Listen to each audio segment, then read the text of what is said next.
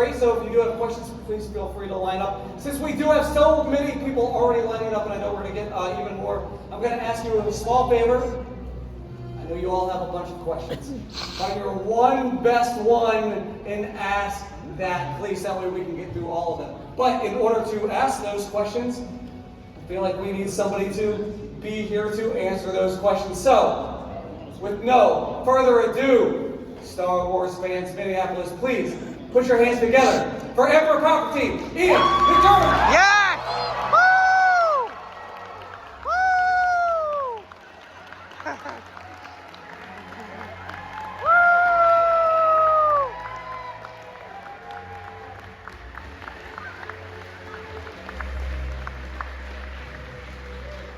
Woo! Greetings, Minneapolis.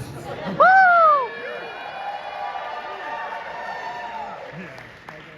Welcome, welcome. Have you been here to Minneapolis before? I have not. It's my first time.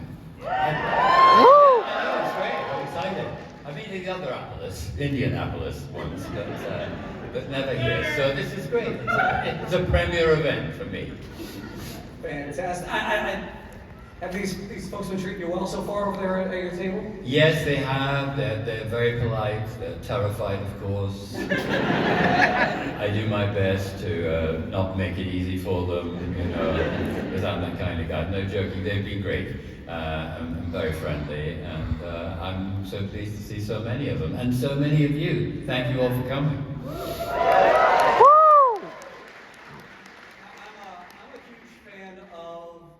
Instant gratification and theater. Do you mind if we talk a little bit about theater? Please go ahead. So you are a Tony Award-winning, Oliver Award-winning actor. I mean, that's amazing, right? Woo! So I have to. Where do you keep your awards? Well, yes. Well, usually when people are asked that question in our country, they say, you know, in the bathroom or keeping the door open and everything else. I've got one gathering dust in my sort of study in Scotland, and I can't remember where the other one is. Isn't that terrible? There's only two. And the thing was, the first, it's the Olivier Award that I got for appearing in a play called Insignificance, which was later a movie in which I played Albert Einstein, if you don't mind. And that was a very exciting experience because it was about Albert Einstein meeting Marilyn Monroe.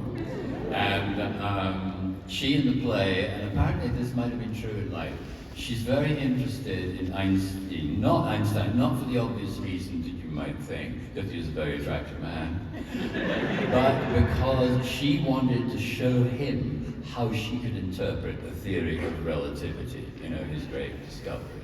And he went, okay, go ahead, and she did. And in the play, she brings out a train track and does all sorts of interesting things. And he sits there looking bemused. And then she says, "Okay, this is great. Now you've done this for me. You've paid attention to me. You've let me take, you through it from my point of view. Now what can I do for you?" And the play is about the answer to that. But unfortunately, it doesn't get very much further because our husband, Drew DiMaggio, comes in and it all gets very comic. But that was the Olivier, and it was great. And they used to say, if you won an Olivier in those days, it meant you never worked again. But happily, that didn't apply to me, so I was very lucky. And then you used that experience, now true or false, your stage experience, especially Seduced, is what ended up resulting in that. Yes, that's right. It's an interesting segue. It's another old guy, but it's one of your old guys. The great, strange filmmaker, whose name temporarily escapes me, but in the play he was called Henry Hackamore. And the casting director of Star Wars, a wonderful woman called Mary Selwyn, she happened to see the show and was casting Return of the Jedi. Though a couple of people have brought me posters today which say Revenge of the Jedi on it, and you probably know that was going to be the original title. And she saw the show and they were looking for an emperor, as it happened, because the guy they cast couldn't take the contact lenses. And he was the right age. I mean, he was the age I am now. And, oh, is that funny? Yes, it is, good. And so what Mary said to George, I imagine, this is all conjecture on my part, because they don't tell you anything. And she'd said something along the lines of, this guy is 38 and he can do old, because I've just seen him at this small theatre in London playing this character. And so George presumably said, well, get him in. So in I went one lunchtime, to my surprise. My agent said, George Lucas would like to see you. What? I said. So, and as he was saying that, a car drew up outside my flat. And I got in it, and I went to the studio. They'd already started filming. And I met George and the director, Richard Marquand. And we had a chat about, I don't know what, the weather or something like that. Certainly not Star Wars. And they politely said, thank you for coming. And as I went out the door thinking, oh, well, at least I got to meet George Lucas, you know, it's fine. He said, oh my God, great nose. He denies this, but it's true. And I thought, George Lucas likes my nose. Anyway, I think you could work out one of the reasons, you know, apart from Mary's recommendation, why I got that movie, because the nose was the most prominent feature. But the rest of me was all in black, as you know now, and I didn't know it then. But that was the beginning of the adventure. And then I have one more question to get to before we get to our fine folks here. It's somewhat Star Wars related, but not really. But you did Dirty Rotten Scoundrels. I did. And you got to work with a Star Wars legend in Frank Oz. What was it like working with that side of Frank Oz? Well, it was great because he's a brilliant man. You know, he's a wonderful director of anything, but particularly comedy. You know, he has a feel for it. And I met him quite by chance again. You know, this is often how it works in our business. I was up in Scotland and my agent said, Frank Oz would like to meet you. They're doing this film and they're looking for somebody, they haven't found him yet, who has to have scenes with Michael Caine and Steve Martin. Oh my God. So I went to the great Frank's hotel room and I read a bit for him. And he said, you got the part. That was all in the space of 10 minutes. And of course, just as in Star Wars, I thought, what part? But later I found out that it was, if you've seen the movie, it's a guy who works for Michael Caine's character, and who's very, very dismissive of Steve Martin's character. And it was full of great lines, a lot of which were written by Steve. And I suppose the one, I can remember two of them. One was when Steve comes to Michael's house, and I don't like him, and I use the immortal phrase, welcome to hell.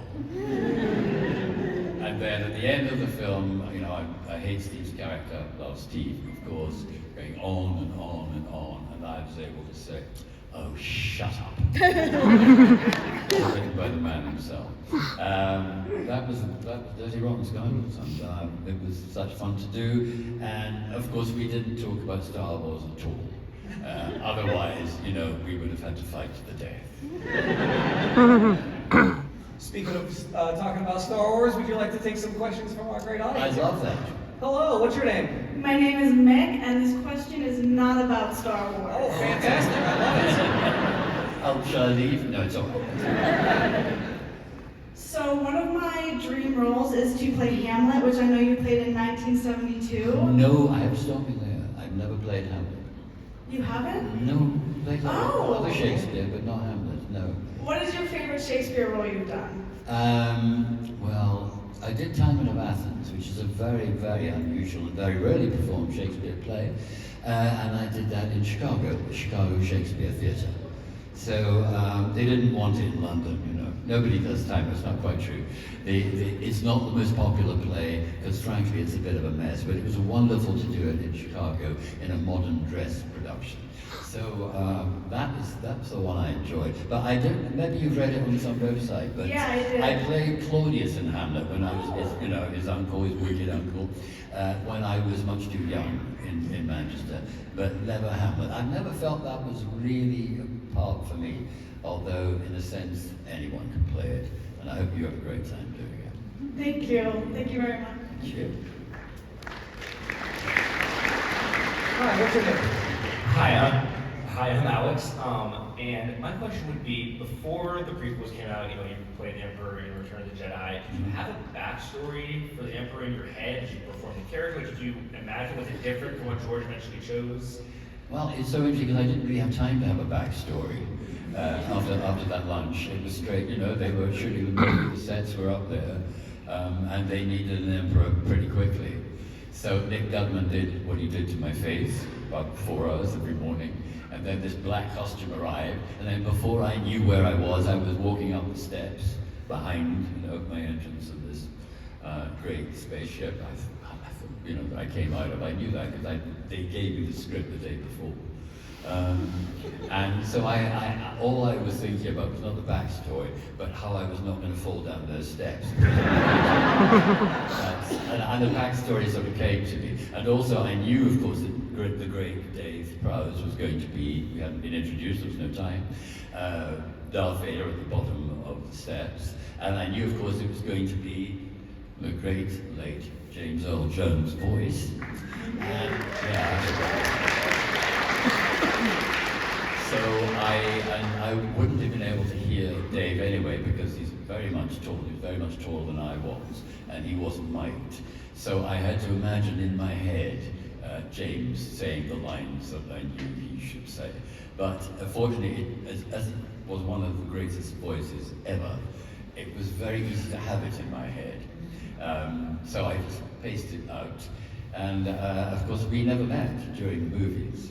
But when I was in New York doing a play, he very kindly came backstage afterwards. And he got down on his knees, can you believe that? And said, "My Emperor."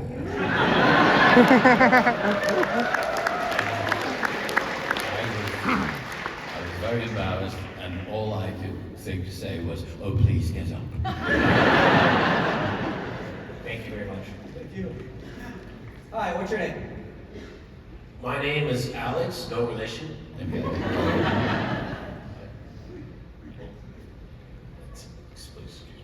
I just want to say thank you so much for coming to Minneapolis. My question is a bit of a solemn question for you. As somebody whose most iconic role is somebody who's a personification of seductive, manipulative evil. I like it, go on. I'm just curious about your thoughts and feelings about how we're having many figures of seductive, manipulative evil going on in the world. Oh yeah. I know it's coming. Now go on. That's my question. Like, what are your thoughts and feelings about these figures that are like in politics, or even like influencing in power? Yes, it's interesting. You should ask that. I was thinking the other day that I remember a sentence uttered by that manipulative, evil person called Supreme Chancellor Palpatine when he was on his way to unlimited power. And it was, "I love democracy." I think that answers your question. I better not go any further. Thank you.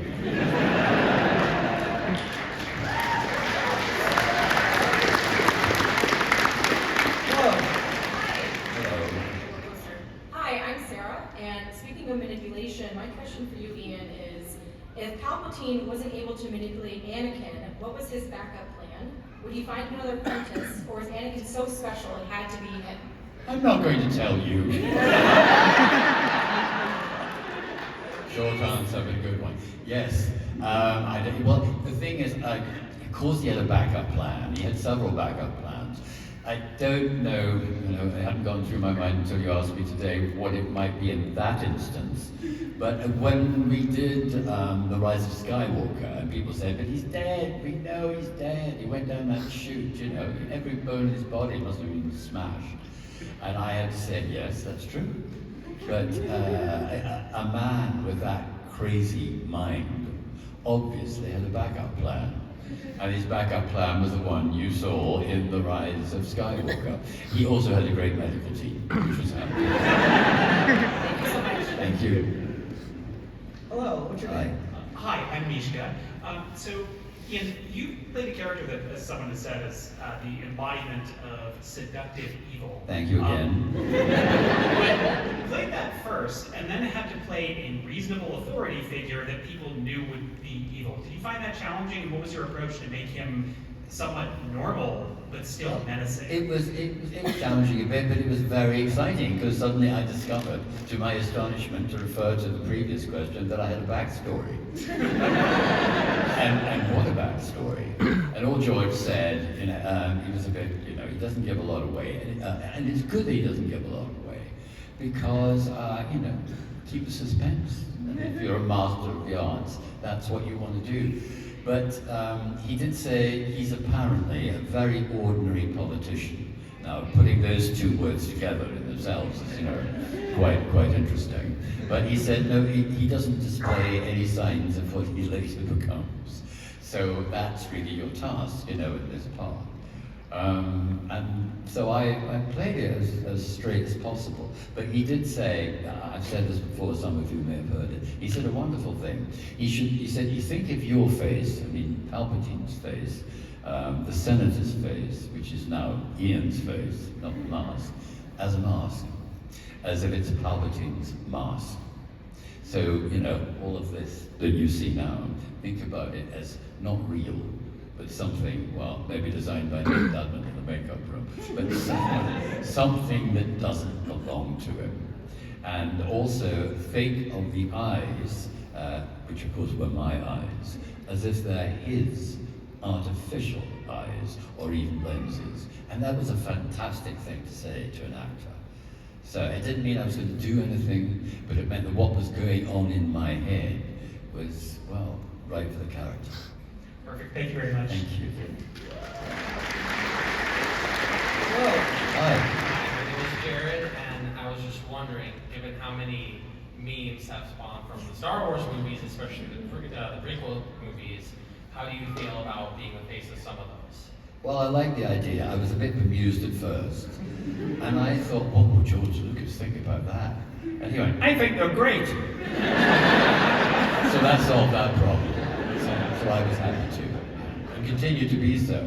It never stops. It's great. It's fun. Thank you. Oh, here we are. Yes. You'll grow in size as life goes on. Hello. Hi. My name is Justin, and I was wanting to ask, if you were to choose any other character in the entire Star Wars franchise to play, who would it be and why? Well, Princess Leia was a very good part. Why not?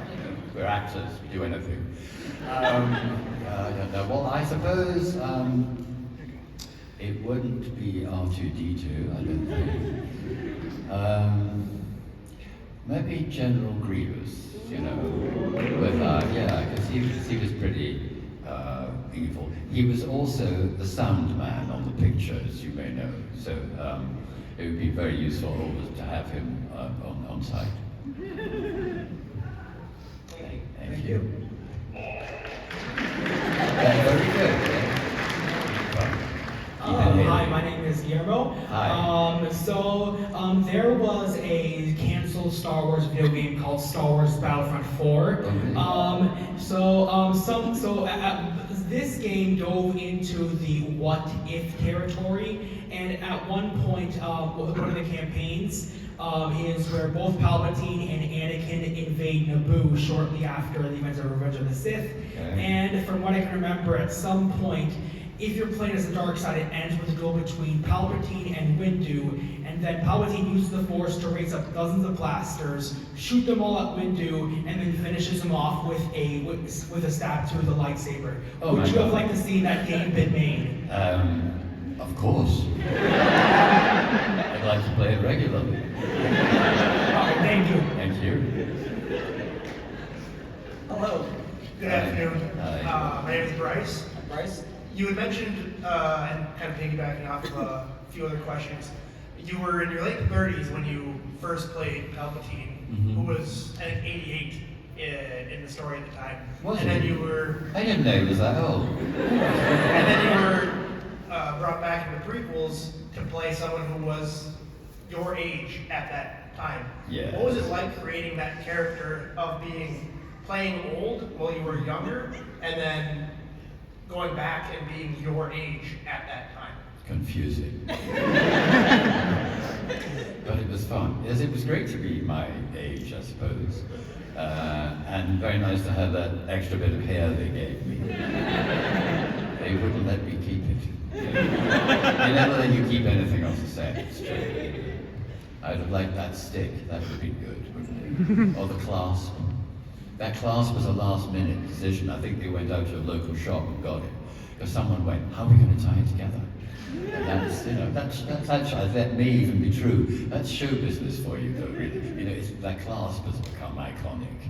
And it was a result of somebody who was very smart in the wardrobe just coming up with something that probably cost less than £1, that afternoon. Wonderful. Thank you for your question. So you weren't able to keep anything off of... Not a thing, no. Not Hi. even. Go on, hello, nice to see you. Hi, Eileen. I had a more philosophical question too. There's a play in town at the Guthrie called All the Villains Are Here, Oh, and it's what's about that? how this guy, it's Shakespearean evil guys. Oh, and okay. it's a one-man play, I'm not sure. But it just made me wonder, like, you yourself, you've played a lot of people. What is the good life? What is a good person? What is a good person? Well, What's the good life, especially? Like, what is that? it's so hard to say, isn't it? I mean, evil is all too easy to define, really, and to give examples of. But goodness is a less tangible thing, You somehow, you know it when you see it, I think. And it's, but it's a strange opposite of evil. I mean, obviously all the Jedis, with now and again an exception, portray the goodness of the galaxy, and I am entirely responsible for the evil. But sometimes, of course, as in life, these things get mixed up and are extremely complicated. And I think we've all got a bit of both inside us. Thanks. Thank you.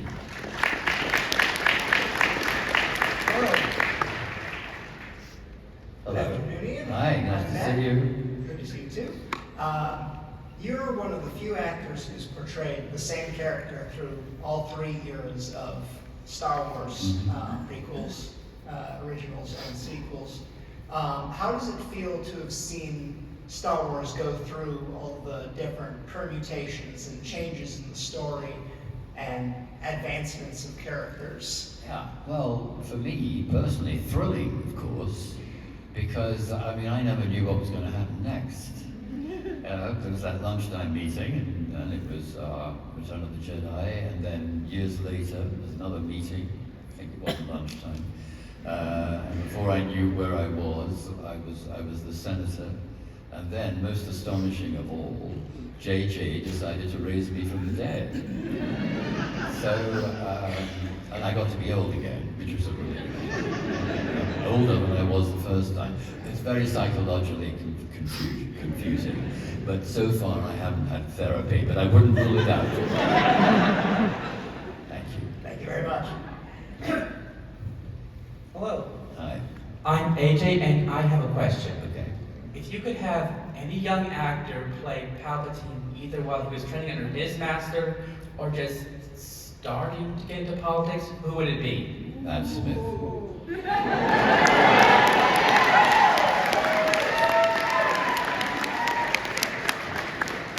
That was quick, wasn't it? Hey, I'm Austin, Hi, and Austin. I was just wondering what real world leader do you most see Palpatine as? I refuse to answer that question on the grounds that it's being incriminating. I think that's your amendment, isn't it? Yes. Good afternoon. Hi, good afternoon. Another Alex. They're everywhere. Are you a cult? Raise your hand if you're an Alex. You're a cult. Good. But you're a good cult. I'd like to know, what is your favorite memory from the stage? From stage, so many of those. I always say this, but it's always true. It's usually the last show you've been in. And there's a play written by Harold Pinto, who was a great English writer, Nobel Prize winner. And his first big success was a play called The Caretaker, which it doesn't sound like a great evening in the theatre, but believe me, it can be. It's about this old tramp who's taken in by a generous person who's not entirely sane, and they form an odd relationship. Needy and not needy, one needy on one side, and they want needy on the other. And then this other guy who's the brother of the person who took him in, who is a hoodlum, but also has, psychological problems. And it's an enormous part with many lines, and it's like a piece of music. And we all had to, my two colleagues named Adam Hill and Jack Ridderford, on stage with me. It was like playing in, I imagine, because I'm not that musical, a musical trio. And so we had these wonderful lines to say, and we had to listen to each other very, very hard every night to make it happen. So there wasn't one thing, but it was that experience which I'll never forget. And also, everybody around the production, and this happens quite a lot in the theatre, it happens in movies too. Everybody was on board with it, the stage manager, the company manager, lighting people, and so on. We were all moving in the same direction. So it was a great time. Thank you. Thank you. Hello. Hi. Hello, I am Eric. Hello, Eric. Have you ever heard the tragedy of Vegas the Black? No, that's not my question. Someone had that, we asked that. Don't argue with me on that one. But, so you played one of the most iconic villains out there with Palpatine, but just out of fun and curiosity, if you could play a non-Star Wars iconic villain out there, whether it's a supervillain or a horror villain, like any villain ever, like who would you go after? Satan.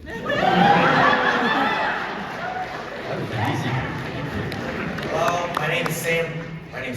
I'm a huge fan of the prequels. I grew up with the prequels. Okay. My question is, at the beginning of Revenge of the Sith, Palpatine was kidnapped by General Grievous. Yes. How would you personally have played out the kidnapping of Chancellor Palpatine?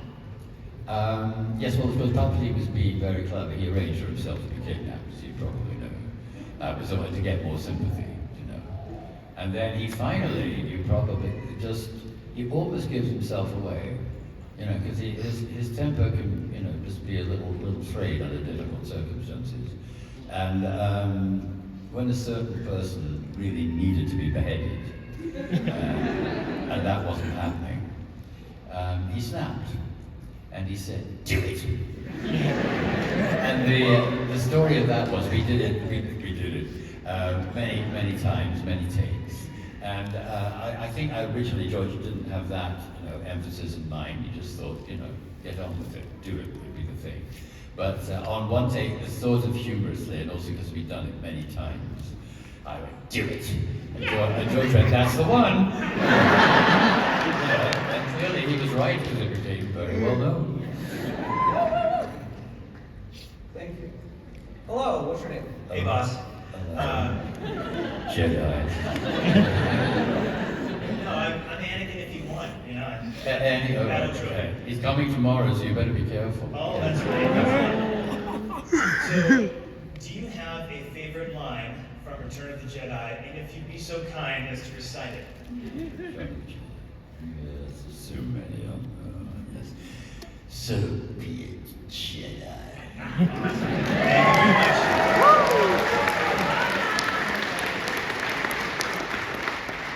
Hello, hi Richard, this is Oliver. Hello, Oliver, Richard. In your years of playing Palpatine, what was the strangest personal request that you had gotten? And after you answer that, will you please say, "Do it, kill him for me"? He's so young. Yeah, I don't think I'll answer the first part of the question, but I'll happily say, and I'm only joking. Do it, kill them. I hope you didn't record that. And nobody's answer machine message, okay? It wasn't me, it was AI. Hi, so it's an honor to meet you. My name is Richard. Hi, Richard. Is there anything in Star Wars that you would have liked to have done, but you never got to do? No, but you know, I'm not dead yet. I'm still alive. So, I mean, I didn't know I was going to be a grandpa. I mean, it looked like a grandpa, but I didn't know I was going to be one. And I didn't know I was going to be betrayed by my granddaughter. But I didn't mind as she was played by Daisy Ridley, who's great, and who's going to be going on as the saga goes on. So, and don't ask me what's happening.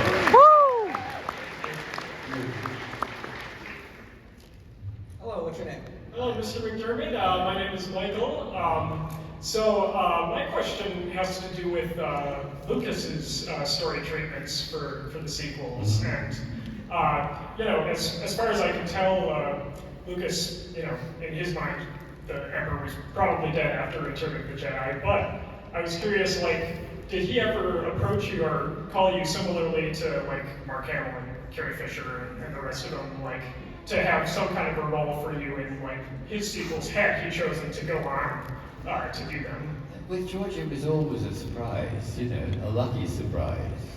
First Jedi, and the first three, and then with JJ on the most recent.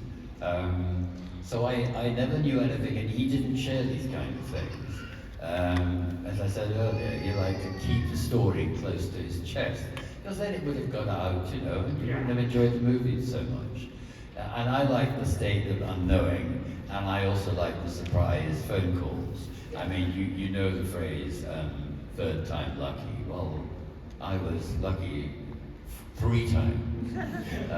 It's been an interesting life, and I got to grow up with the movies in a sense, starting right about 38, and then finding that I would be brought back when I was roughly the age I should have been in the first place. So all of these conundrums, have affected my life. But it's interesting now to be, I suppose, someone said I was 88 in Return of the Jedi. Interesting to know how you worked that out. Don't come around afterwards. But, I'm now 80, I would have kept that dark, but this thing called the internet gives it away. So it's interesting to, and because I'm about to use the word self-effacing, but I have noticed as I get older that my neck more and more resembles what Nick Dudman did to it in the first place. So all credit to him, he really knew what he was doing. Thank you. Thank you. Hello. Hi. Howdy, I'm Sean. My question pertains to the special editions of Star Wars. Okay. What was it like having to redo the part of Palpatine in Empire Strikes Back? Yes, that was one afternoon in Sydney, and George decided that he should hook me in to what was, what it was originally, because now he knew who I was and everybody else did, and it was the right thing to do. It was a little strange because, of course, I remember that original shot. It was more than one shot put together with the great Clive Revel, who is always very polite when we see each other. I know through gritted teeth, but not really. He's a wonderful actor. And during Return of the Jedi, a little side story here. Richard Markham, the director, gave me a tape of Clive doing what he did in The Empire Strikes Back, and said, Ian, if you can get your voice like that, George might let you use it. And I was halfway through my contribution to the movie, and I had been talking like that. And I thought, don't you like that? Anyway, nobody said anything, and I thought, well, if Clive had seen the face he was going to end up with, he'd have done something like me, the person I liked. So I just carried on doing it, and they let me keep it. There you go. Thank you. And so we have about 10 minutes left. We're going to try to get through as many questions as possible. Okay, I'll try and be brief in my answers. Hello. Perfect. Hi, Ian. I promise I'm not from like Death Star HR or anything. But, That's a relief. But I've noticed that your preferred method for like corrective behavior is electrocuting people. And I'm just I have a wondering- choice. Yeah, that's what we've noticed. So Yeah, I'm just okay. wondering, is that like therapeutic for you? It's great. The thing is, I always, I shouldn't tell you this, but I know you won't tell anybody. I won't. No. I've always envied that quality of electrification that he had. Because I thought, if only I could have just a little bit in a pinky or something like that. I mean, I wouldn't use it for evil means, but every now and again, I could just go like that. Fantastic. That would be fantastic. Perfect. Well, thank you, Ian. Appreciate it. Pleasure. Hello. Hi. This is my friend Graham, and my name is EJ. It's nice to see you both. We'd like to ask, do you like the new movies and TV show series? Yes, I do, by and large. You know, not unconditionally, because we have our little criticisms. But I think they've done a great job. And the interesting thing about the whole growth of the television series is that George decided, he'd done the movies, he was moving on to other things. That was fine. And Disney took over. But I know he would also feel a little regretful that the technology has once again advanced so much that he could do things now that he wasn't able to do then. And I'm talking to you not so long ago about the Obi-Wan series. He said it's wonderful now because it's not a green screen. You're surrounded by the desert, if it's appropriate, or whatever it is. Obviously, digitalized. But it makes you really feel right about where you are. You don't have to imagine that the green screen is going to be something that's sorted later. And also, although nothing's cheap, but I remember George was also, when he was talking about, just before he decided to stop, he was talking about a television series. And he said it could work well if we could get the right kind of digital cameras and also the right kind of price for them. That's a proper producer's consideration. So I think now and again, he must think, oh, if I had that, I could do this. But, he's happy doing different things. Good luck to him. Thank you. Hello. Hi. My name is Jackie. Welcome to Minnesota. My question is between my mom, whose birthday it is actually. Oh, happy birthday to your mom. She raised us on Star Wars, Dad on Star Trek, and my uncle, her brother, on Doctor Who. So, my question is, if you could cross over either as Palpatine or something new into a different sci-fi franchise, which one? Well, it wouldn't be Star Trek. No,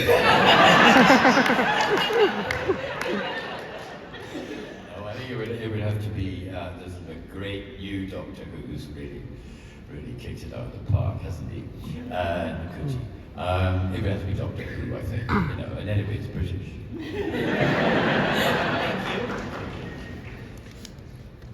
Hello. Hi, I'm Rob. You mentioned that you didn't get to keep anything from set, but I was curious if you sought out Palpatine merchandise after that, like your lightsaber, for example. No, I've decided not to keep anything, but I'm always fascinated by the things that come out. And usually, and today we had something new, there's always a new version of me, but not just manufactured, by people who want to sell and make good money, nothing wrong with that, but by the imagination of individuals who come to the table. And I've seen, if I put it like this, some wonderful examples of amateur art. And occasionally somebody gives me one. Now that I keep. Good. Aww.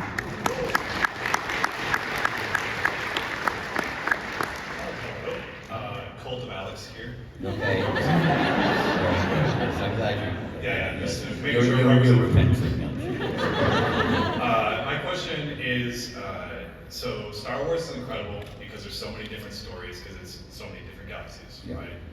And currently we're under the direction of a fantastic individual by the name of Dave Filoni, who's doing a Yes, great job. yes, absolutely. There's been a lot of TV shows that have come out, a lot of different stories that are being told. Now, this doesn't have to be necessarily an Emperor Palpatine story. It does. But if you could, I would love to know if you could create anything under the new direction of where Star Wars is. If you could create your TV show under whatever story it could be, what story would you want to tell? This is a short answer. No one can compete with the imagination of Dave Filoni. He's incredible. Well, thank you for asking. Hello. Hi. Hi, so my name is Chris, and I was wondering, in addition to electrocuting people, Yeah. what does Emperor Palpatine like to do in his free time to relax? He watches Disney Plus on a loop.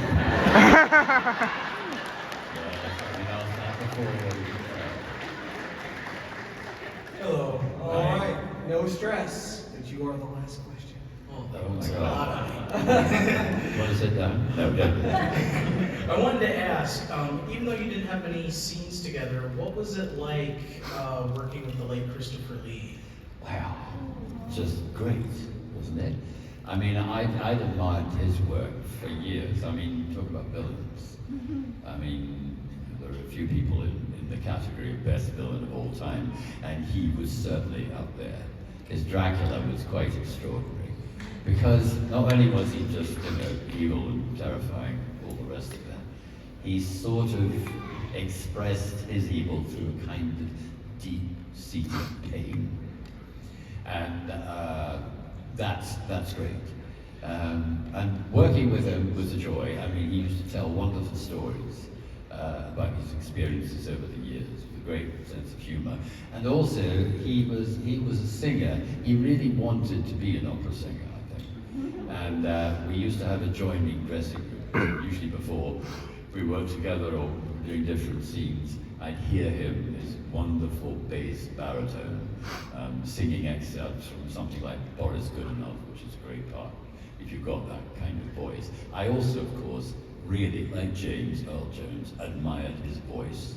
He had he was a tremendous looking man, a tremendous swordsman, a very skilled swordsman, but he had a great voice and he could do a lot with it.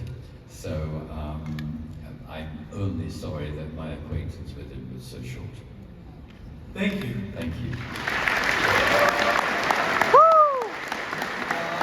I mentioned theater and instant gratification, but now that you're able to come to shows like Twin Cities Con and be able to see the faces, hear the stories of those who you have helped influence over the years, can you tell us, before we go, what is that like for you?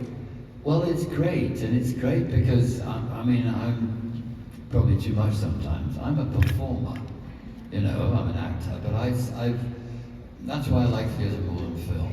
I've always wanted to be in the same room with people at the same time. And in order to maybe, usually through other people, always, except on this occasion, always through other people's words, somehow get to them in ways that they haven't been got to before. That's the whole magic of the business for me. And something happens to me when I get on stage. I mean, even this stage and even today. So thank you for that. Thank you.